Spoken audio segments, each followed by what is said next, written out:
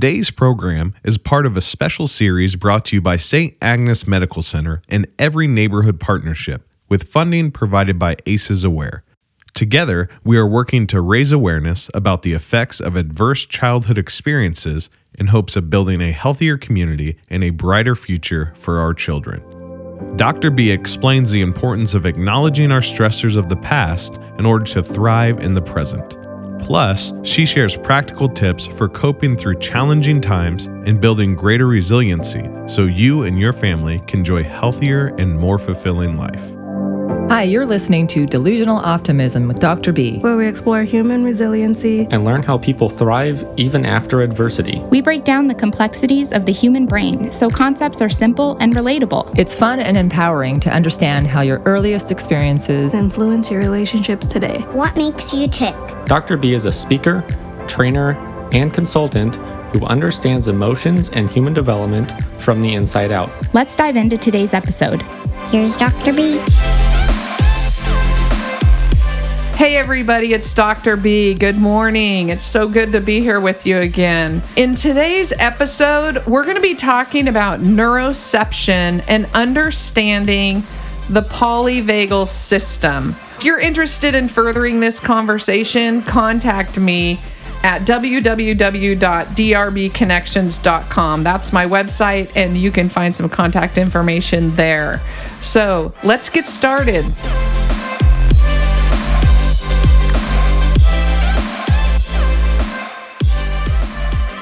All right, ladies and gents, put your nerd glasses on. We're about ready to hop into some lovely, fun scientific things that are going to end up being a practice in resilience and how to self-regulate. Dr. B, how are you this morning?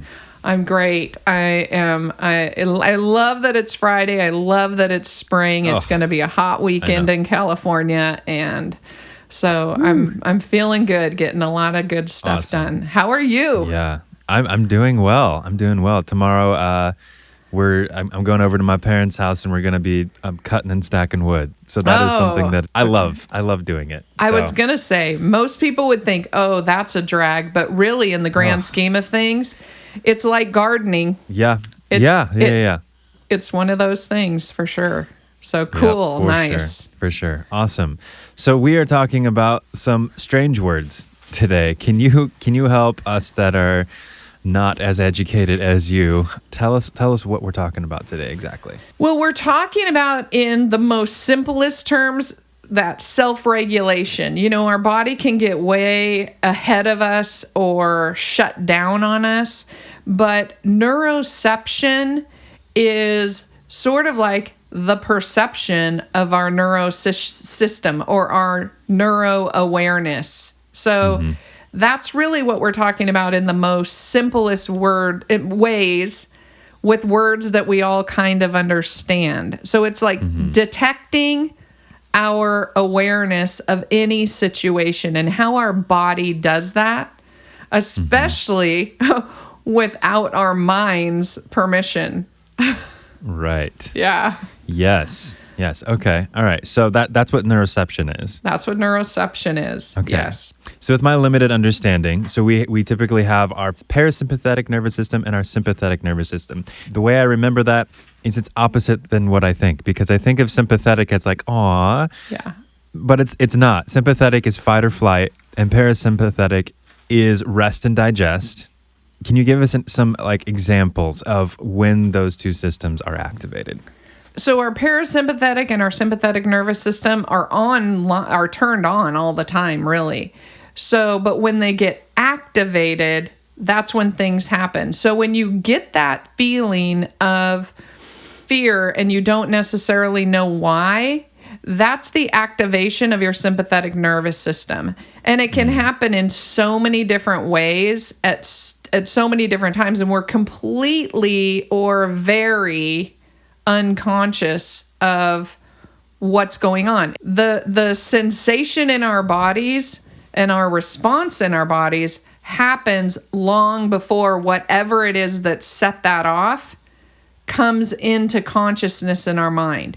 So when you get goosebumps, when you feel the hair on the back of your neck tingle, when you feel like you have eyes in the back of your head or somebody is staring at you from behind, or when you feel like, oh, my stomach is feeling nervous, like I've got butterflies, but I'm not sure why. Just an overarching, uncomfortable feeling that doesn't necessarily have an obvious explanation is your sympathetic nervous system being activated.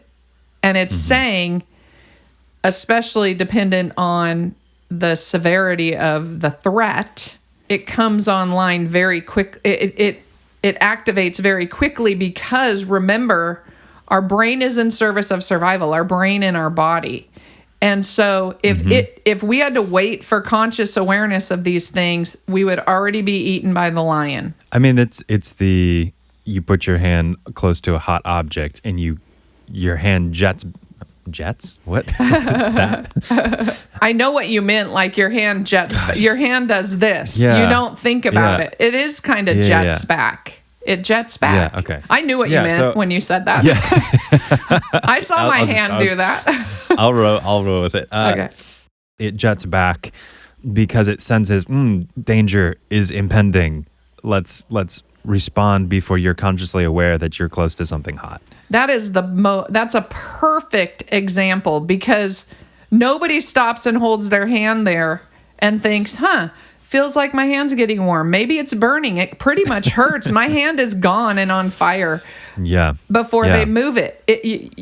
It's happened, and then you think about it, but you don't think about it while you're holding it there. And that saves us from injury and harm, which is what we're all about, is saving us from injury and harm, especially, I'm going to jump to the children thing, because this is my, when we think about babies and young children and parents and adults and society, if we can raise children where we help them be aware of their impending harm and be able to be conscious around those kinds of things, then that is building resilience for them. We're building in a system of resilience to protect them from things that are dangerous by allowing them to know it's okay to not know.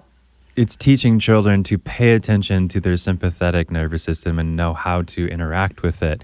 And then also training them how to step into their parasympathetic nervous system and practice that as well. Yes.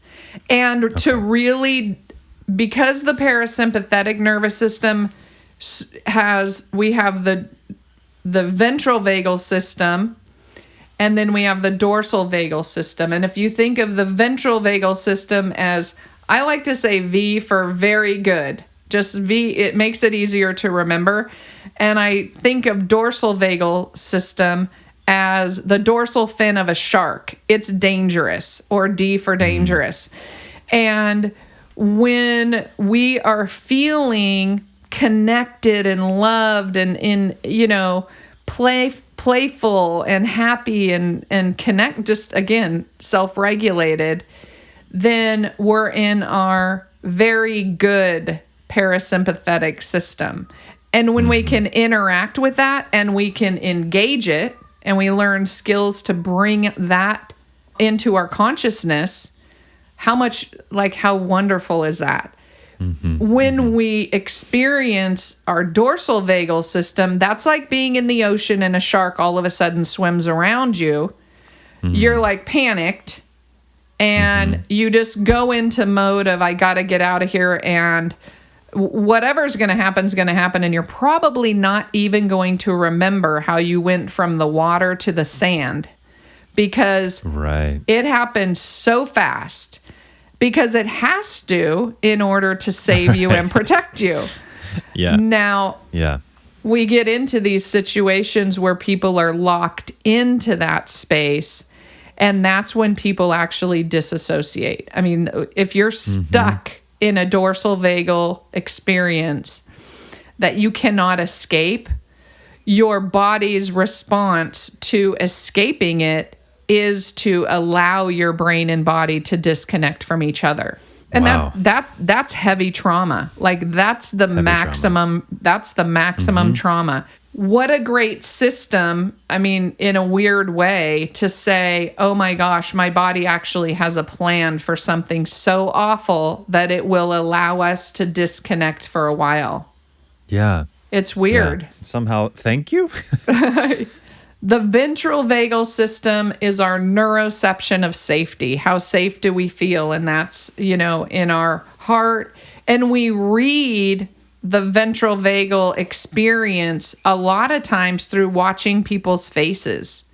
And we show people their safety with us through our facial expressions, because we have lots of muscles and nerve endings in our face. So when you think micro emotions, think about things that we say and really we're expressing through a facial expression over the words. Your face is very revealing in how you feel about a situation, both as the receiver and as the deliverer. We're not necessarily aware that we're saying, oh, I'm really happy. Right.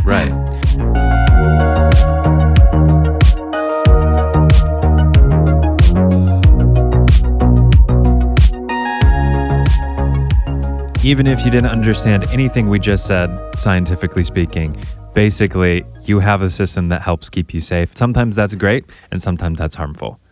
So, moving into more practical ways of tapping into this and understanding this and working with this, where do we go from here? Well, where do we go from here? First, we have to understand it within ourselves, because we can't teach it to somebody else, or we can't teach somebody how to know us or respond to us unless we understand how to respond to ourselves.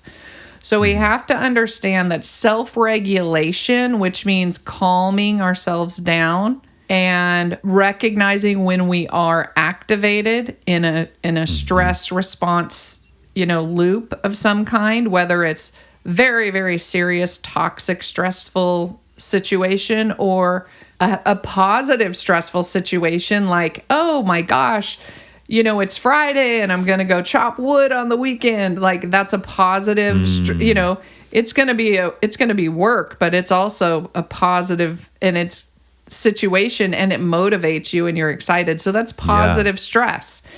But that's the good kind. That's the rejuvenating kind of stress that we want in children's lives and people's lives.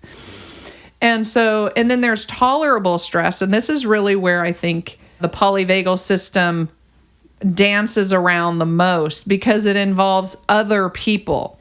It involves the ability to neurocept, to understand or intercept the feelings and the regulation system of another person. So when I'm distressed and feeling overwhelmed, if you're calm and I hug you or you hug me, then I can borrow your calm. You're sharing your calm with me. So we are now becoming one neuroceptive system. And I didn't have to do anything other than allow you to share your system with me. So think about children and babies and how we regulate their emotions by letting them borrow our regulated state, and then informing them in age-appropriate ways as they become older, or even when talking to babies is fine, even though they don't necessarily talk back in the same language. But telling babies, I'm here for you and I'm going to keep you safe, and it's okay for you to go to sleep because I'm going to protect you. Saying these things to the baby actually is heard by their body and mind. And it does become neuro-linked in their brain that, this is a person that I can be safe with. They may not ever understand how or why they feel that way towards that person. But in the grand scheme of things, I think I'll use Charlie, my granddaughter, who I love to talk about, as an example. I've been in Charlie's life since, before she was born. And especially when she was first born, her dad worked out of town. And so her mom and her stayed with me. My daughter and Charlie stayed with me in, her first 6-8 weeks of life. And so Charlie was very, very, very, and has always been very close to me. They all are. And I would say things to her like that. I'm going to hold you. And if she cried, I would say, it's okay to cry. BB's here and I'm always going to protect you and da-da-da. Well, now Charlie's 6, she's 6 and she's sassy and she tells me things that, but she knows. We were in the car the other day and she said to me, somehow she had heard about parents dying.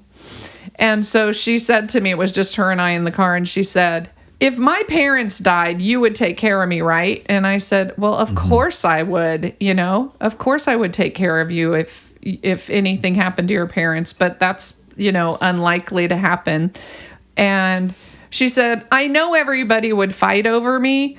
I know everyone would fight over me, but you would let me see them. And I said, of course, I would let you see, everybody. You would still have relationships with all these people who love you and and you love them. But you would be the one to take care of me, right? Because I've been, and they're all wonderful people in her life, but I'm the only one that she's ever spent the night with and that she has this different kind of relationship with. It's interesting when we think about how she has no idea why she feels that way about our relationship differently than other grandparents that she has in her life who she is also very attached to and very loving and close to and would be fine with, But in her little mind, there is this unconscious knowing that we have a relationship that's a little bit different because of that super duper early experience. So now we can all be conscious of that, including the other potentially grandparents who, she's like, I know you'd all fight over me. Okay, but we don't need to fight over you because we can all understand why this would be the best thing for you. Not for me. It's not the best thing for me. It's the best thing for her. If we all got into parenting, thinking about what's the best thing for our children and what's the best thing when we can talk about that, who's been in their lives, which is also why some of our systems need to change because they rip children out of families and put them in foster care without realizing that these children have a neuroceptive relationship with people who maybe have harmed them in some ways or put them at risk. But that is so much safer and providing protection around that relationship rather than ripping the relationship apart and then putting them into a hyper dorsal ventral vagal state with strangers who don't know them, who they don't know, and can't read the scene.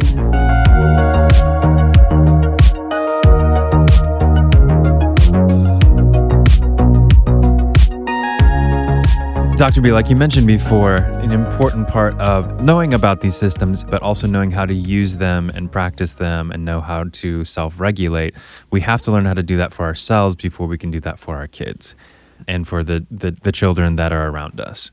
Yeah. So what are some ways that you would suggest parents or people who have children in their life educate them about these sort of systems? I think that we almost educate people about these systems, children in particular, in just our everyday language and experience. We use these words, self-regulation, with them in our parenting. We talk about the disruption of our connection. We don't talk about that. I'm so mad at you right now. That doesn't tell us anything about anything. But I feel like our connection's been disrupted. And I really, we have such an important relationship together that we need to figure out how to get regulated with each other again.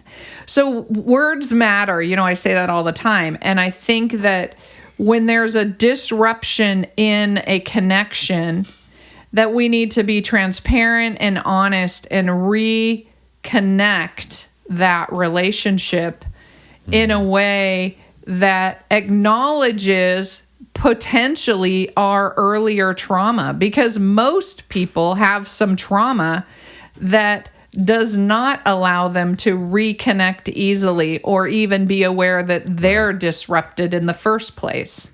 So in my own work with the Enneagram and just general self-development and whatnot, I've run across several different strategies of helping what's called tone the vagus nerve. And we can get technical with that sort of language, but really all it is, we've talked about self-regulation, but it's also being better at being comfortable with discomfort.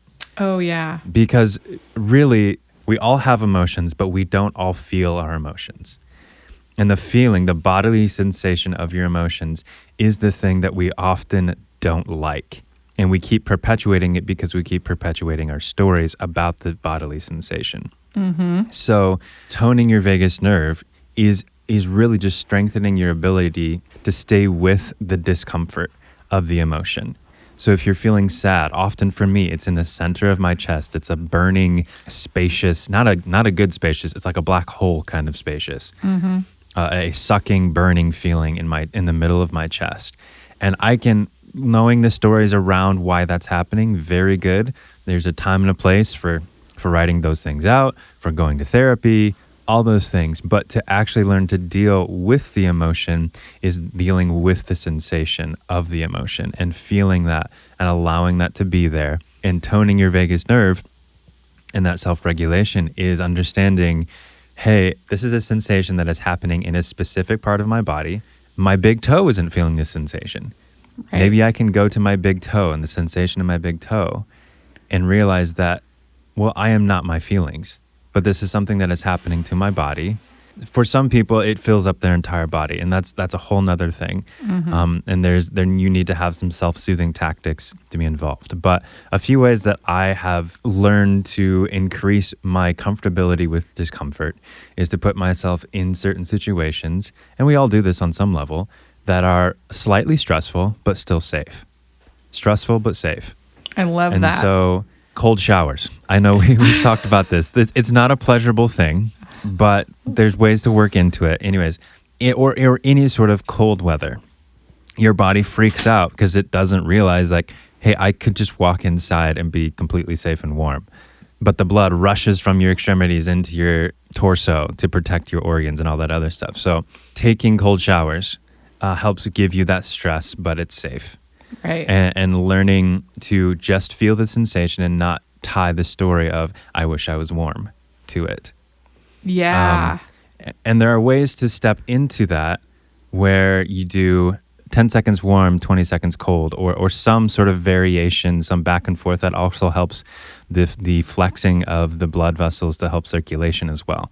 So if you have generally cold hands and cold feet, then this is going to help because it's going to help get the blood circulating more efficiently when you're not doing that particular exercise. Anyways, there's a lot of different things: singing, chanting, doing exercises, laughing, meditation, like the cold exposure thing. There's lots of different things that you can do. You can look it up online to help increase your resiliency in situations where that really count in the emotional arena. When you are triggered, you already know, okay, I know what I'm supposed to do. I know this is just a stress response. This is just a sensation in my body, and I can do this. I can feel this. I'm safe. I have what it takes to deal with what's coming up. Man, Seth, I love that whole spiel. piece, that whole spiel. Yeah. I mean, I love what you just said. And it is so important and powerful. And I swear, when we talked about the cold shower thing, I was like, he's never, ever gonna convince me that cold showers are a good idea. I'm never doing that. And now literally, I have decided that I might think about it. Okay, all right.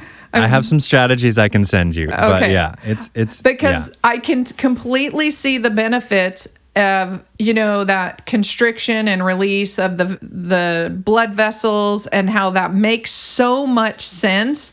And it doesn't mean that I'm unsafe, because I always can get warm, and we do get lost in the story loop of I'm just cold. But the truth is I can be warm, and you're right. And so I see the physical benefits of that. And we accidentally do things like sing in the car. Like when I'm in my car by myself, I sing ridiculously off tune by myself, but loud. And I feel so good about it. Like that makes me, that's a healer for me. So when we close the story loop, that's the other thing. And that's what you were talking about, I think, is making a stressful situation safe by getting it out of our brain and making it closing the story loop, making it more real in terms of not just the feelings, but now we're putting it into a conscious narrative, even though, and some activities to self-regulate. And we're never going to be perfect at it. It's a constant journey and an exercise or practice that we do. Yep. But we can all pick our practices and change our practices. And that is what being resilient is, and overcoming adversity in healthy ways. Yep. So cold showers, I come. One simple way that I actually do this with a couple of my clients is I have them grab an ice cube and I just let them hold it in their hand. And it's much less shocking than a cold shower, but you just learn the rest of your body's fine, but you start learning that to identify what's sensation and what is story. Oh, I love that. Oh my gosh. And just let that pain, honestly, pain's not bad, but if we're able to just feel the sensation of the pain and realize that we are safe, that we're okay, it's much more manageable. Oh, that's good. That's so good. Oh. Yes. Seth, this was such a fun show. So fun. Yes. Thanks so much for all of your insights into this really difficult way of talking about our brain and our body and how it all is interrelated. But it's been a great day, and I hope you have a fabulous weekend chopping wood. And thanks everybody so much for listening. I hope you go out and leave a life print. And until next time, take a cold shower.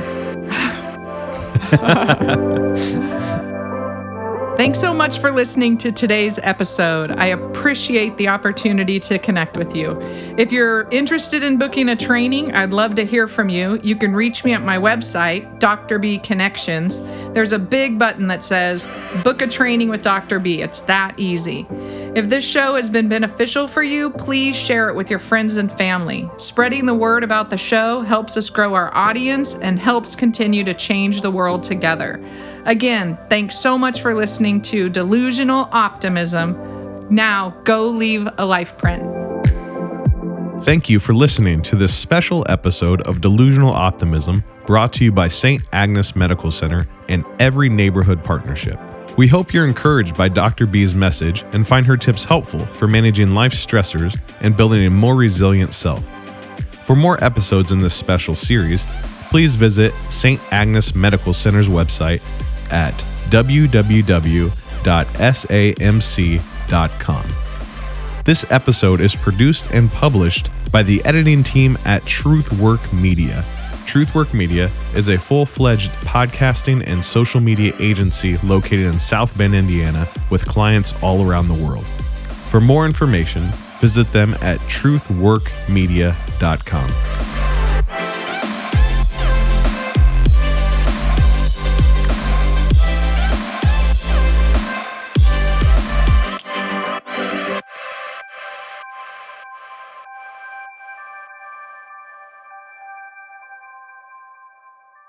These materials and all discussions of these materials are for educational purposes only and do not constitute medical or mental health advice. The presenter is not a licensed mental health or medical service provider. If you need medical or mental health care or advice, you should contact your doctor or therapist, or you can contact your insurance company for a referral. This show and all of its contents are copyright 2020 Dr. B Leave a Life Print. Reproduction or use requires written consent of Dr. Kristen Beasley.